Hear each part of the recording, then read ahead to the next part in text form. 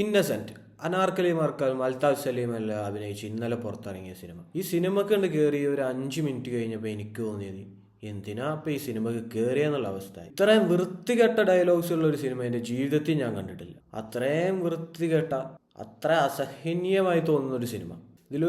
ഒരു സീനിൽ നായകനോട് താൻ കെട്ടാൻ പോണ പെൺകുട്ടി എങ്ങനെയുണ്ട് എന്ന് ചോദിക്കുമ്പോൾ നായകൻ പറയാം അവൾ മാംഗോയിലെ മൽഗോവയാണ്. ഇങ്ങനെയൊക്കെ എഴുതി വെക്കാൻ പറ്റുന്ന തിരക്കഥാകൃത്തുകൾ ഇപ്പോഴും ഉണ്ട് മലയാള സിനിമയിൽ എന്ന് പറയണത്. നമ്മുടെ മലയാള സിനിമയ്ക്കേ നാണക്കേടാണ്. എന്നാ പിന്നെ ഡയലോഗ് പോട്ടെ, കഥയെങ്കിലും നല്ലതാണോ വിചാരിച്ചു കഴിഞ്ഞാലോ എന്തിനോ തിളക്കുന്ന സാമ്പാർ എന്ന് പറഞ്ഞാൽ എങ്ങണ്ടൊക്കെ കഥ കൊണ്ടുപോയിട്ട് ലാസ്റ്റ് നായകനും നായികനും ഒരേ സ്ഥലത്ത് എത്തിക്കാൻ വേണ്ടിയിട്ട് എവിടൊക്കെയോ കൊണ്ടുപോയ ഒരു കഥ, പെട്ടെന്ന് തീർക്കാവുന്ന ഒരു കഥ. ഷോർട്ട് ഫിലിമിനും ഇല്ല, ചെറിയ ഷോർട്സ് വീഡിയോസിനുള്ള ഒരു സ്റ്റോറി എടുത്തിട്ട് വലിയ അട്ട കോസിച്ച് സിനിമയാക്കി വെച്ചിരുന്നു. പിന്നെ ക്യാരക്ടേഴ്സിന്റെ സ്ഥലത്തേക്ക് വരുമ്പോഴാണെങ്കിലോ ഒരാവശ്യമില്ലാത്ത കുറേ ക്യാരക്ടേഴ്സ് ഉണ്ട്, കുറേ സീൻസും ഉണ്ട്.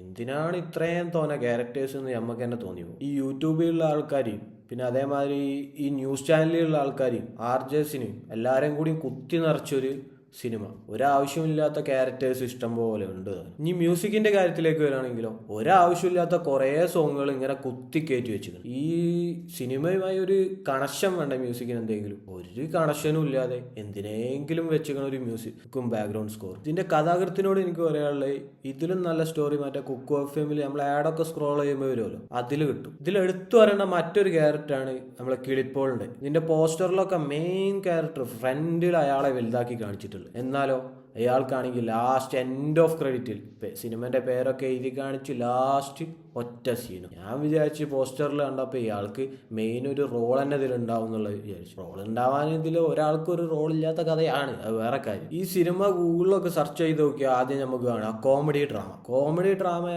എന്ന് തോന്നിക്കണമെങ്കിൽ കോമഡി അവിടെ ഈ സിനിമയിൽ എനിക്ക് മനസ്സിലാവാത്തത്. കുറേ ഡയലോഗ്സ് ഉണ്ട്. ഇത് വെറുതെ കുറേ ഡയലോഗ്സ് അങ്ങോട്ടും ഇങ്ങോട്ടും അസ്ഥാനത്ത് വെച്ചിട്ട് കോമഡിയാണ്. ഞാൻ ഇവിടെ പറഞ്ഞത് എൻ്റെ അഭിപ്രായങ്ങളാണ്. നിങ്ങളോടിത് മസ്റ്റ് വാച്ചായിട്ട് പോയി കാണണം എന്നൊന്നും ഞാൻ പറയില്ല. കാണേണ്ടവർ അവരുടെ റിസ്കിൽ കാണുക, അത്ര ഞാൻ പറയൂ. അപ്പോൾ നമ്മുടെ വീഡിയോ ഇഷ്ടപ്പെട്ടവരെല്ലാവരും നമ്മുടെ ചാനലൊന്ന് സബ്സ്ക്രൈബ് ചെയ്യുക.